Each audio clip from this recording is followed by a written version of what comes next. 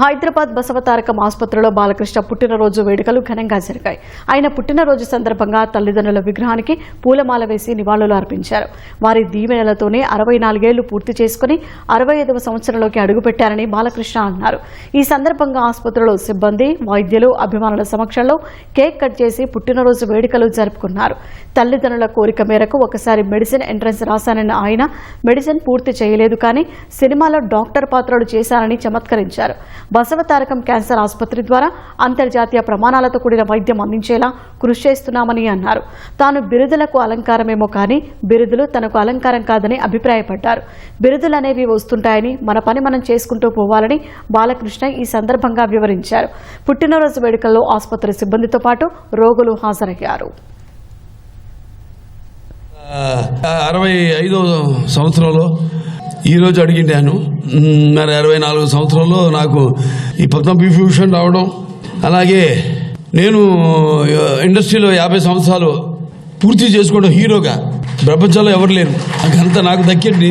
అంటే అదంతా మా నాన్నగారు అమ్మగారి యొక్క ఆశీస్సులు, అలమ్మ తల్లి ఆశీస్సులు, ఆ పూర్వజన్మ సుకృతంగా భావిస్తారు. వాగృత సంపర్తో వాగృత పతిపతే జగత పితరం వందే పార్వతీ పరమేశ్వరం.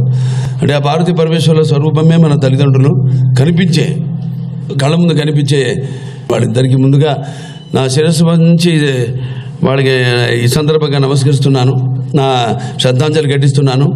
ఆరోగ్యం భాస్కరది ఇచ్చేది అంటాం అంతే. ఇవాళ మన ఆసుపత్రిలో కూడా చేసేది వైద్యో నారాయణో హరి అంతే. ఆ సూర్య భగవాన్ రూపాలే మన ఇక్కడ డాక్టర్లు కానీ, నాన్ మెడికల్, పారామెడికల్, లేకపోతే నర్సెస్ కానివ్వండి, అందరూ మమాత్మ సర్వభూతాత్మ అన్నారు. ఇవాళ ఒక ట్రస్ట్ హాస్పిటల్ అయి ఉండి ఎంతోమంది దాతలు, మరి మా బ్యాంకర్స్ కానివ్వండి, లేకపోతే private and public sector industries కానివ్వండి, లేకపోతే ప్రభుత్వాలు కానివ్వండి, రోగులు కానివ్వండి, వాళ్ళు కూడా ముఖ్యంగా, ఎందుకంటే ఇవాళ ఇదొక దేవాలయంగా భావించి ఎంతో రుగ్మతతో కూడుకున్న వ్యాధి క్యాన్సర్ అనేది. ఇవాళ మన దేశంలో మొత్తం పాటు స్థానంలో ఉంది వాళ్ళ క్యాన్సర్. ఇదివరకు కార్డియో ఉండేది, ఇప్పుడు క్యాన్సర్. సరే, దానికి ఎంతోమంది ఇక్కడ అడుగు పెట్టగానే ముందు మనిషిని చంపేది ఆ వ్యాధి ఒక ట్రామా.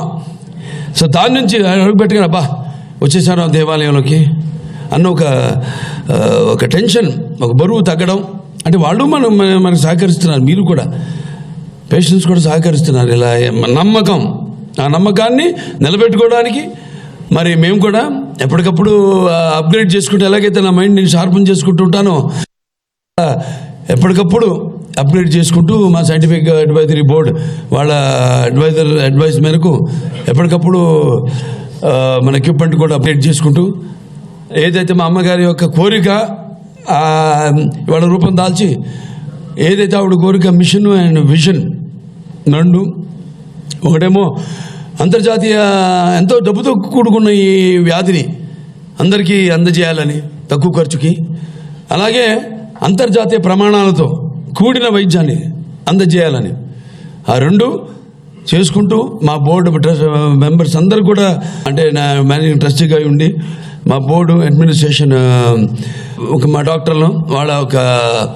అవసరాలు, పేషెంట్ల ఒక అవసరాలని దృష్ట్యా ఇవాళ ఎక్కడికక్కడ అప్గ్రేడ్ చేసుకుంటే ఎక్విప్మెంట్ ఒక ట్రస్ట్ హాస్పిటల్ అయి ఉండి ఇవాళ అంతర్జాతీయ ప్రమాణాలతో ఇవాళ భారతదేశంలో సింగిల్ స్పెషాలిటీ హాస్పిటల్ క్యాన్సర్